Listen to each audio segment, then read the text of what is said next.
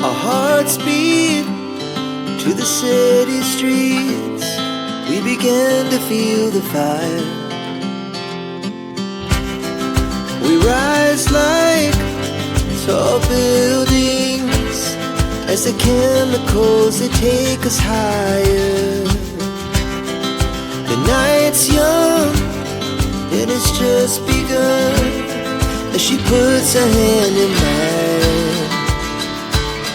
We wanna chase the night, wanna dance to the light, pull the stars from the sky, just two hearts running wild.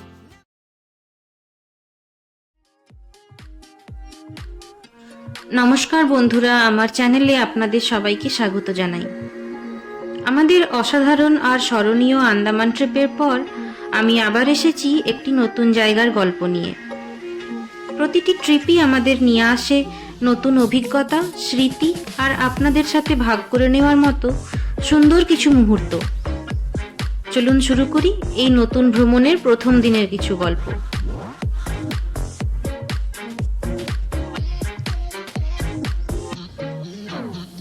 আমরা এবার যাচ্ছি কেরালা ভ্রমণে।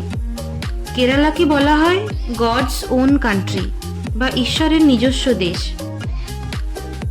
এবার জানিয়ে রাখি, এই ট্রিপটা শুধুমাত্র আমাদের দুজনের নয়, বরং এটি 8 জনের একটি ট্রিপ। আমরা 2 জন, দিদিরা 4 জন, মা আর বাবা, সবাই মিলেই করতে চলেছি এই নতুন অভিজ্ঞতা।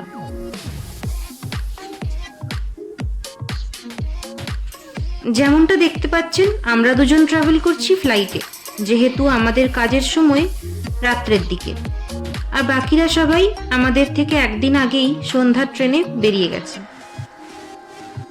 আমরা সবাই যাব কোচিতে, সেখান থেকে পুরো ট্রিপের বাকি অংশ টিটিতে করেই ঘুরব। এয়ারপোর্টে পৌঁছে আমরা সবার আগে চলে গেছিলাম লাউঞ্জে ব্রেকফাস্ট করতে।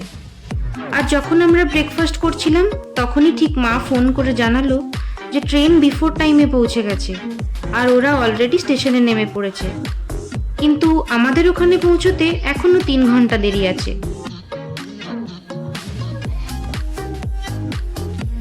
যাই হোক, আপনাদের সাথে শেয়ার করে নিই ব্যাঙ্গালোর থেকে কেরালা যাওয়ার মাধ্যম ও খরচ।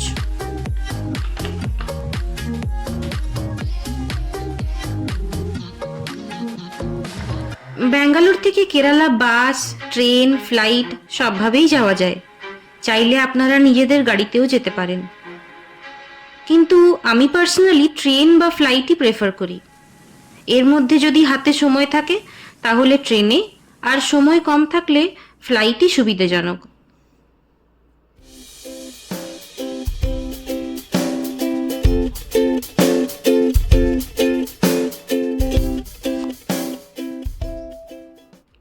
ফ্লাইটে করে ব্যাঙ্গালোর থেকে কোচিন যেতে মোটামুটি 1 ঘন্টা থেকে 1 ঘন্টা 15 মিনিট সময় লাগে। সকাল থেকে বিকেল অবধি অনেকগুলি ফ্লাইট আছে। আমরা বুক করেছিলাম সকাল 7:30টার ফ্লাইট ইন্ডিগো, আর ভাড়া লেগেছিল দুজনের 6000 টাকা। অবশ্যই এটা নির্ভর করে আপনি কতদিন আগে বুক করছেন তার উপর। এবার বলি ট্রেন। ব্যাঙ্গালোর থেকে ট্রেন অনেকই আছে। দিদিরা বুক করেছিল এর্নাকুলাম এক্সপ্রেস। মোটামুটি সময় লাগে 10 থেকে 11 ঘন্টা মতো। আর ভাড়া স্লিপার ক্লাসে গেলে 350 থেকে 400, থার্ড এসিতে 900 থেকে 1100, আর সেকেন্ড এসিতে 1300 থেকে 1500। কথা বলতে বলতে পৌঁছে গেছি কোচিন এয়ারপোর্ট।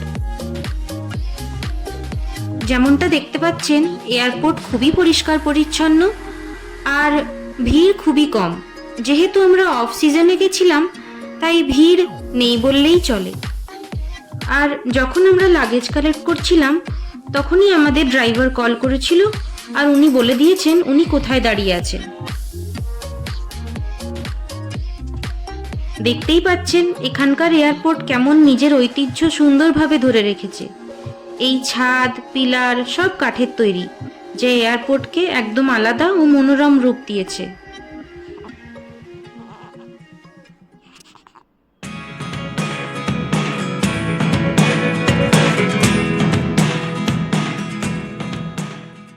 এই ডান দিকে বাঁ দিকে যে পিলারগুলি দেখছেন, এই পিলার নাম্বারই আমাদের ড্রাইভার জানিয়ে দিয়েছিল যে উনি কোন পিলার নাম্বারের কাছে দাঁড়িয়ে আছেন।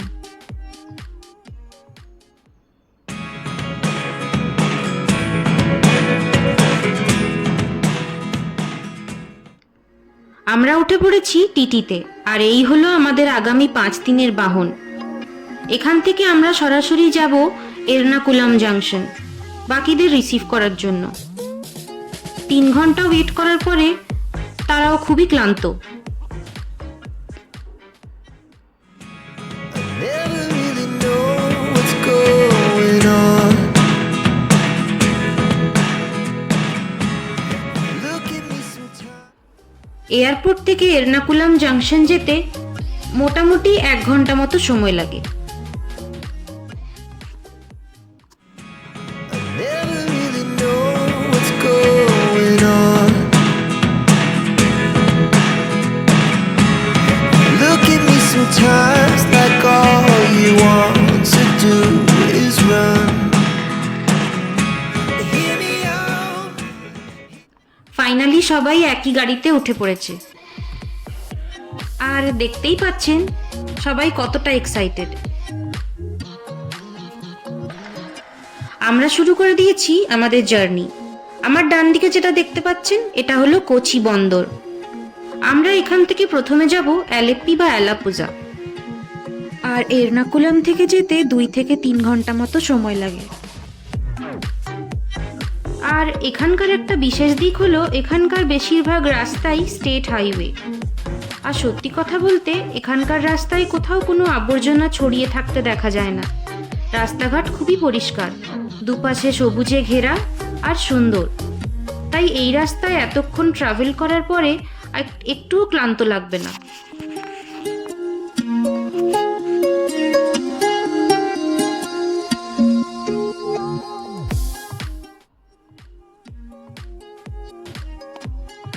আমরা পৌঁছে গেছি আমাদের আজকের গন্তব্য হোটেল লেমন ট্রি। হোটেলের পরিবেশ খুবই সুন্দর, চারিদিক গাছপালায় ঘেরা,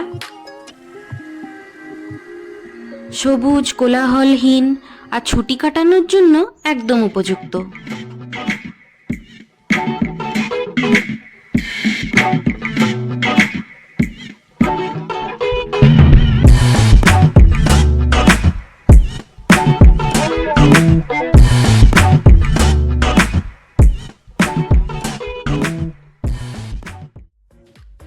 এখানেও যে জিনিসটা চোখে পড়ে সেটা হলো ছাদের মধ্যেই কাঠের কারুকার্য। বেশিরভাগ ফার্নিচারও কাঠের তৈরি। সব মিলিয়ে যেন একটা শান্ত আর এলিগেন্ট ভাইব তৈরি হয়েছে।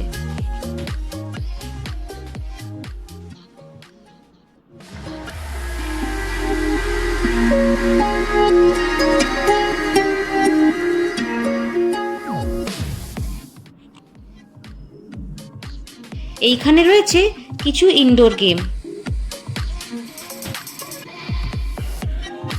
হোটেলে চেক ইন হয়ে গেছে, এবার আমরা যাচ্ছি আমাদের রুমের দিকে। এইখান থেকে সোজা গেলেই এরকম দুপাশ দিয়ে সিঁড়ি উঠে গেছে, যা দিয়ে ওপরে উঠলেই আপনি দেখতে পাবেন সুইমিং পুল।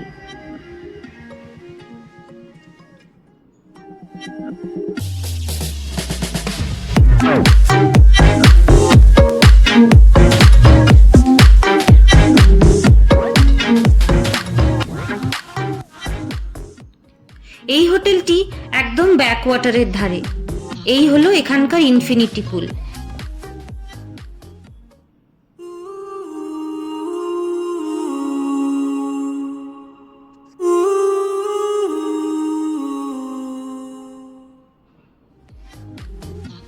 আমরা যে সময় গেছিলাম সেই সময়ে ওয়েদার খুবই ভালো ছিল, গরম নেই বললেই চলে।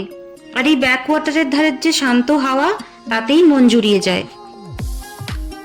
চলুন এবারে আপনাদের দিই একটা ছোট্ট রুম ট্যুর।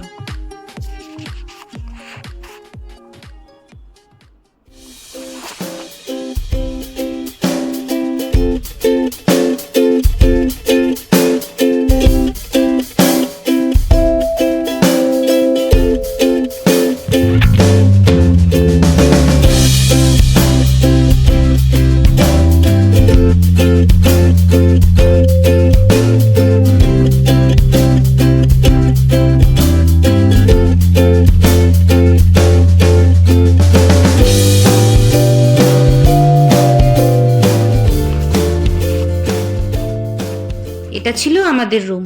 আর এই রুমে ঢুকেই ডান দিকে দরজার পেছনে একটা ছোট্ট কাউন্টার টপ মতো, যেখানে আপনার কফি মেশিন, জলের বোতল, চায়ের কাপ এসব রাখা আছে। আর সোজা গেলেই এখানে আছে ওয়াশরুম।